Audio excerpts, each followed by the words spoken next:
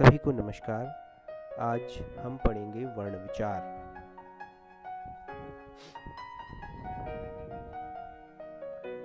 वर्ण भाषा की सबसे छोटी इकाई को कहते हैं। वर्णों के समूह को वर्णमाला कहते हैं। मानक हिंदी वर्णमाला।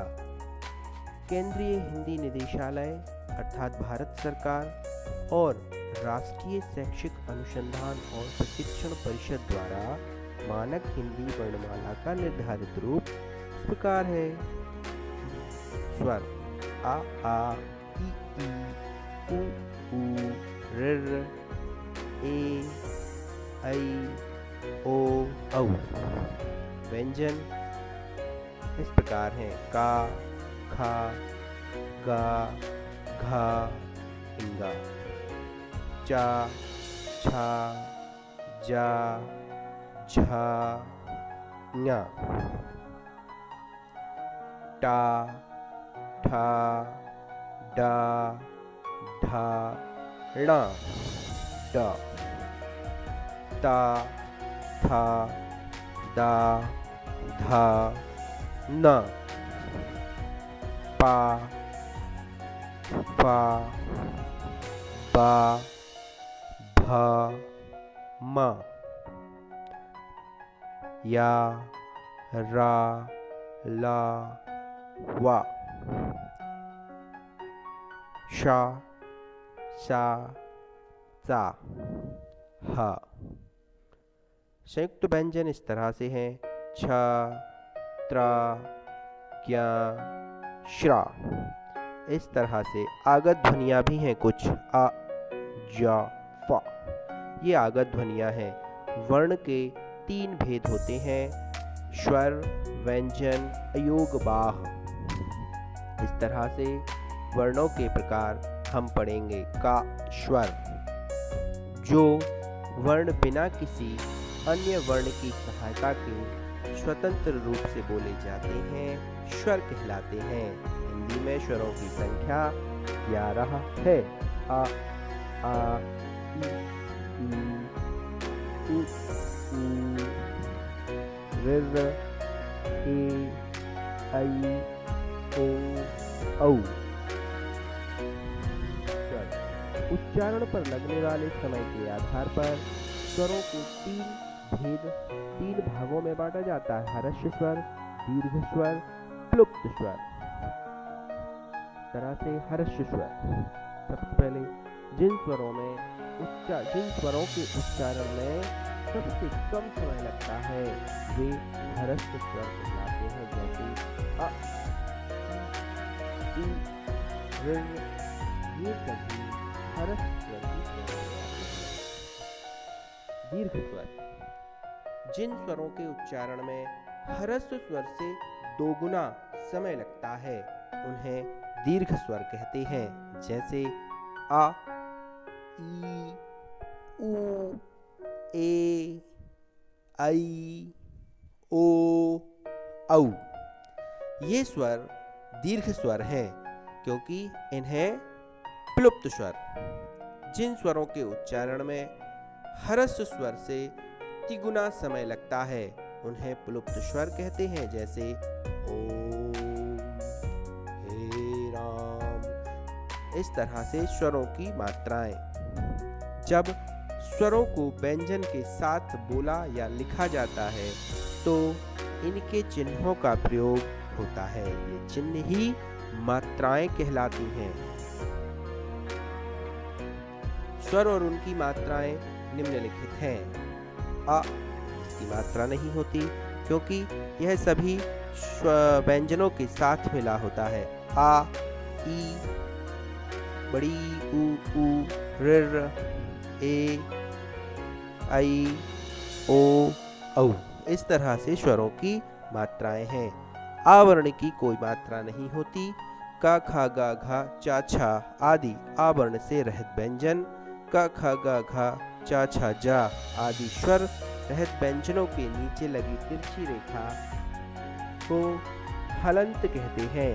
इसके द्वारा व्यंजन के आधे होने का संकेत मिलता है। अर्थात यदि किसी व्यंजन से में हलंत लगा हो तो वह आधा होता है, क्योंकि उसमें स्वर नहीं है।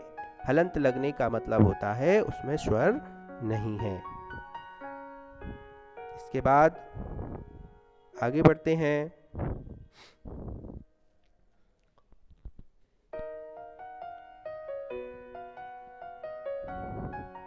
खा व्यंजन। जिन व्यंजनों का उच्चारण स्वरों की सहायता से होता है, क्षमा करें, व्यंजन नहीं, वर्णों का उच्चारण स्वरों की सहायता से होता है, वे व्यंजन कहलाते हैं। इनके 3 भेद होते हैं: स्पर्श व्यंजन, अंतःस्थ व्यंजन, ऊष्म व्यंजन। ध्यान रखें, व्यंजन के 3 भेद होते हैं। पहला, स्पर्श व्यंजन। जिन व्यंजनों का उच्चारण करते समय श्वास मुख के विभिन्न स्थानों का स्पर्श करती हुई बाहर निकलती है, उन्हें स्पर्श व्यंजन कहते हैं। ये इस प्रकार से हैं: कावर्ग, चावर्ग, टावर्ग, तावर्ग, पावर्ग। अर्थात कावर्ग कंठ से वो उच्चारण होता है, चावर्ग का तालु से, टावर्ग का मूर्धा से, तावर्ग का इस तरह से अंत्यस्थ व्यंजन।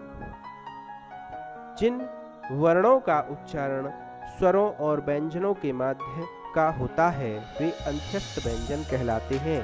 इनका उच्चारण करते समय जीभ मुंह के किसी भाग को पूरी तरह स्पर्श करती है। ये है या, रा, ला, वा, चा। इस तरह से अंत्यस्थ व्यंजन है। ऊष्म व्यंजन। जिन वर्णों के उच्चारण के समय हवा के रगड़ खाने से मुंह में गर्मी अर्थात ऊष्मा उत्पन्न होती है, उन्हें ऊष्म व्यंजन कहा जाता है। ये हैं शा, शा, सा, हा। ये ऊष्म व्यंजन हैं।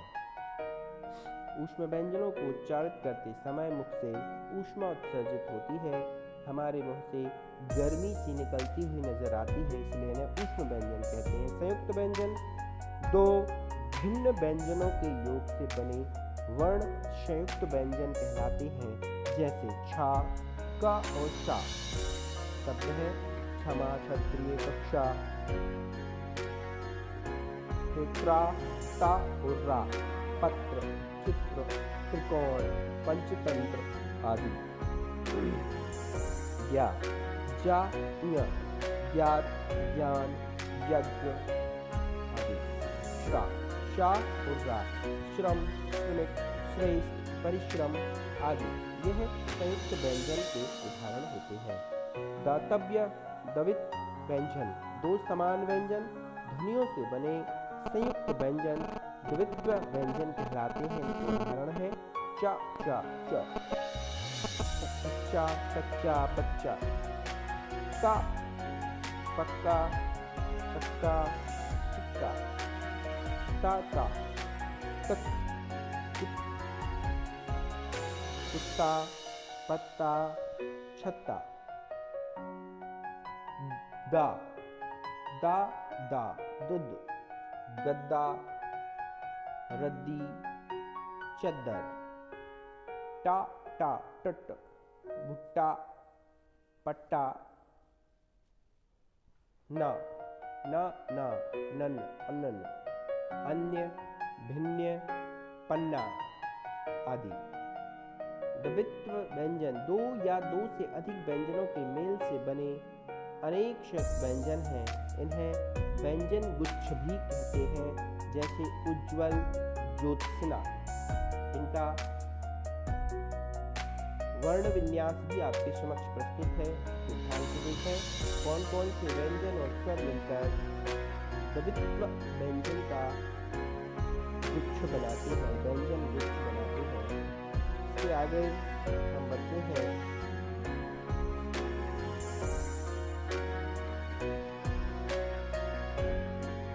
आप लोग वर्ण विचार को ध्यानपूर्वक समझें और जानें। विभिन्न प्रकार के शब्द व्यंजन और स्वरों के बारे में जानकारी एकत्रित करते हुए अपने ज्ञान का संवर्धन करें। रा व्यंजन के रूप में। रा ऐसा व्यंजन है जिसका अन्य व्यंजनों के साथ मेल होने पर उसका रूप बदल जाता है। ध्यान दें, रा जो है किसी व्यंजन के साथ मिलता है तो रूप बदल जाता है। आप लोगों ने देखा होगा, यदि रा स्वर रहित होता है तो यह अगले व्यंजन के सिर पर इस रूप में लगता है। इसे रेफ कहते हैं, जैसे धरम धरम, करम करम।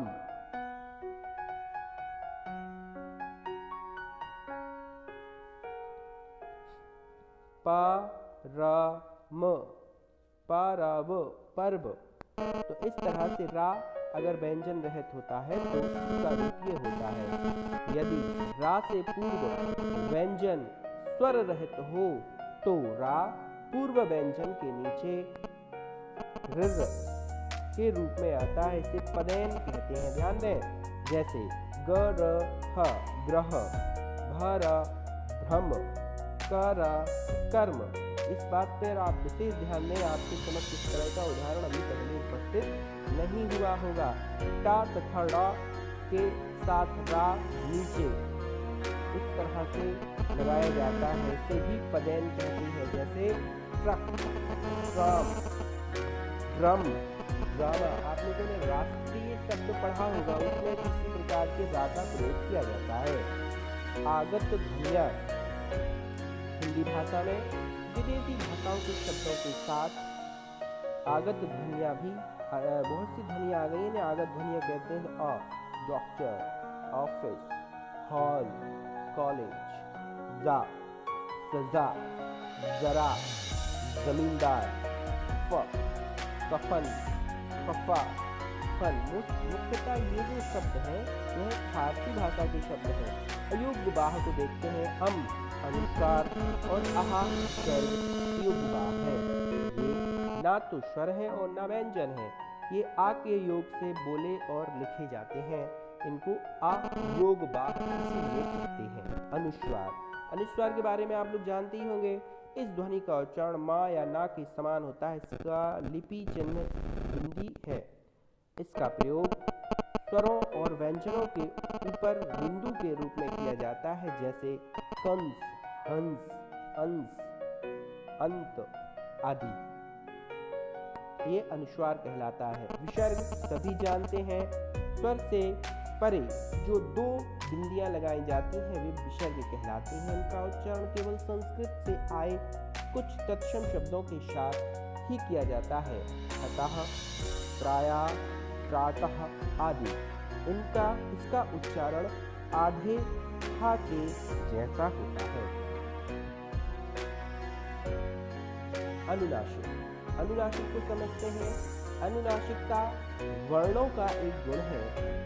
इसको चंद्र बिंदु भी कहते हैं। इसका चिन्ह है, चंद्र बिंदु के समान एक चिन्ह है इसका उपयोग स्वरों और व्यंजनों के ऊपर किया जाता है, जैसे आंख, चांद, माँ, गांव, सांप आदि।